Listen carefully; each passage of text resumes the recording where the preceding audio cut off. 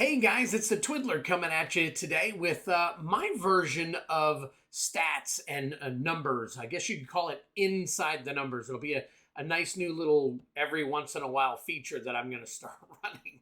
I guess you could call it. I see all these content creators doing their versions of stats and print runs and numbers about Dominaria and stuff. And I had some thoughts that I thought might be interesting to you guys. So I'm going to give it my best shot.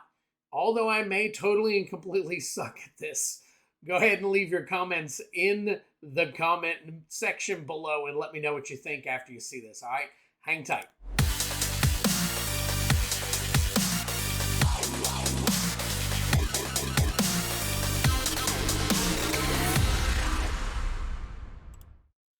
So I put together some stats and stuff. I was working on a bunch of things today, and I started thinking about the legends and stuff that's going on. And I just kind of wanted to touch base. As you can see, I've got a whole bunch of information here in front of you.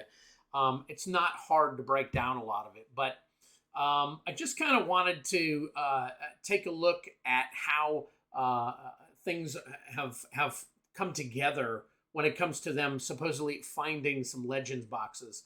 A lot of the stuff that I have here is based on 100 boxes found, supposedly. Because a lot of the guys are talking about 80 to 100 boxes that they were counting on the table, they were breaking open and stuff. And obviously, we may not have seen everything that is possible for them to have had. And these numbers could fall way short of any of the real numbers that we're actually going to see, because God only knows if they're going to actually put every single available card. And when I say available card, I'm talking about any card that isn't banned or anything like that, that they can actually insert into these collector boxes. So it is a good possibility that we're going to find, a lot more, a lot of these stats and things way off when push comes to shove. But I will tell you this. I do believe that Wizards of the Coast is using this as a springboard for their, I guess they're calling it their 30-year anniversary, starting with Dominaria United, moving forward with the Legends. Now, granted, way in advance, I'm sure that they plan out the number of collector boxes and draft and set and all that stuff that they plan to create.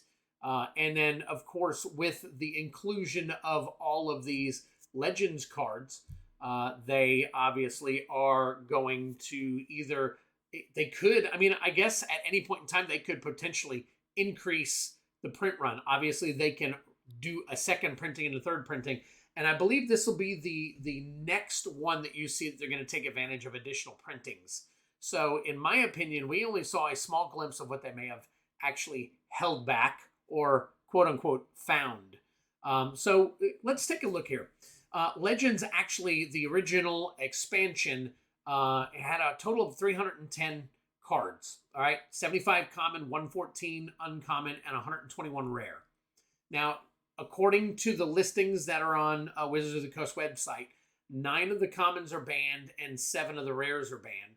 And then they say that 50 cards were not found when they were unpacking all of these Legends cards not too long ago. Now, amazingly enough, I looked up every single one of those cards, and every last one of them were uncommon, unless I missed something. Now, granted, my numbers could be off, my numbers could be wrong, but from everything that I saw, every single card that they did not find on that list, the do not find list, there's 50 of them, and they were all uncommon. Now, I don't know if that has anything to do with the C1, C2, the U1, U2 kind of printing, where there was a first set and a second set, because I believe that back in the day, Legends offered if you got, there's a lot of complaints about not being able to find certain cards. So they give you an option to send in bulk, I guess 100 bulk cards, and swapping them out with cards from the other set. And when I say set, the C1, C2 set, printing, I guess you would call it. But anyways, I thought that was fascinating reading up on all that. So I never really realized that, because I didn't come along until just shortly after Legends, because Legends was actually only available for, from what I hear and what I've read, approximately 2 to 4 weeks back in June of 94. So it was crazy. It was offered at the beginning, and then they stopped offering it at the end of 94. Now, I don't know if that means that they stopped offering it to the LGSs, and then, whatever was left obviously sat on shelves and sold over time, or if it just meant that it was cut off. Again, back in 94, who knows what actually happened. So when you take out the banned and the not found cards, you come up with leftover of 66 common cards, 64 uncommon cards, and 114 rare cards. Now, granted, there are a lot more rare cards available, but they're going to be obviously sparsely, in between there, because you're only going to have a limited number of those, because as you can see some other numbers down here. But anyways, let's take a look at this. So that means that we're going to have a total of 244 available cards, not including the not found and banned, in Dominaria United collector boosters. Now, keep in mind that Legends was the first Magic the Gathering expansion set, or expansion booster set, I guess you could call it, that actually had 15 cards, because all the ones prior to that only had 8 cards. So this is the first one. And then, of course, it introduced the legendary mechanic, I guess you'd call it, where you can only have one of that particular card in your deck. So a lot of interesting things started off with Legends. And that is where we got the long-running standard of 1 rare, 3 uncommons, and 11 common card breakdowns. And that lasted for years and years and years until they started getting into the foil cards, and then I guess maybe the different rarities. They introduced mythics finally and stuff like that. So, well, now if we take a look at everything based on 100 boxes, so we'll just use 100 as a norm. And then, of course, those boxes have 36 packs in each box. That would come up to a total of 3,600 rares available total. Now, I'm including all the cards at this point. So 3,600 rares, 10,800 uncommons, and 39,600 common cards totally available. And then if you take out the banned cards, which we took the percentage of the number of banned and subtracted it just kind of as an average. So you get your total amount here of 3,392 rares, 10,800 on, 10,800 uncommons, because they still found all the uncommons, even though 50 weren't available that they found, like Mana Drain and some of the other popular cards were not found when they broke open all of these packs. They still found 3 uncommons in each pack. So those were untouched. And then 34,848 commons.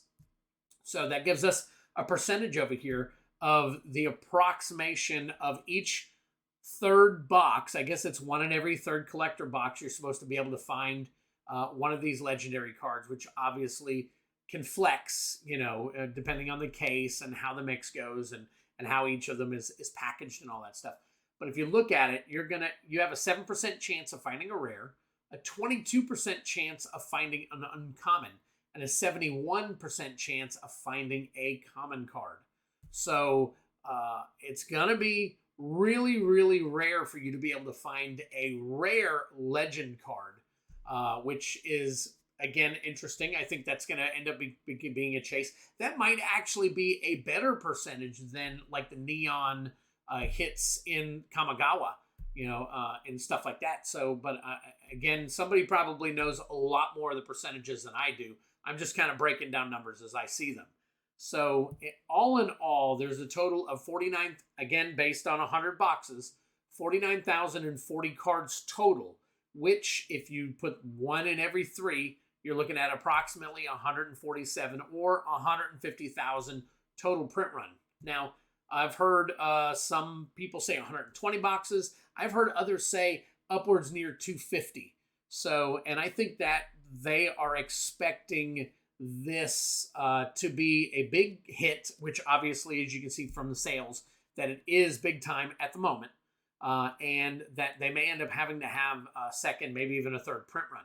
Now, granted, who knows if in the next print runs, if they are going to include the legends in the second and third print runs. They may just run off the popularity, say nothing, and allow people to just continue to buy and not find. So God only knows what Wizards of the Coast is going to do. those are my thoughts. That's my breakdown of the numbers. I hope this gives you some food for thought, something else to think about. Please, if you get an opportunity, please like the video and share, comment. Tell me what you think down below, and then we can have further discussion. So, guys, I will see you hopefully again really soon with the Twiddler's Rare Tower, which I should be recording here real soon. And we will see you again soon, guys. Thank you so much for tuning in. I appreciate it.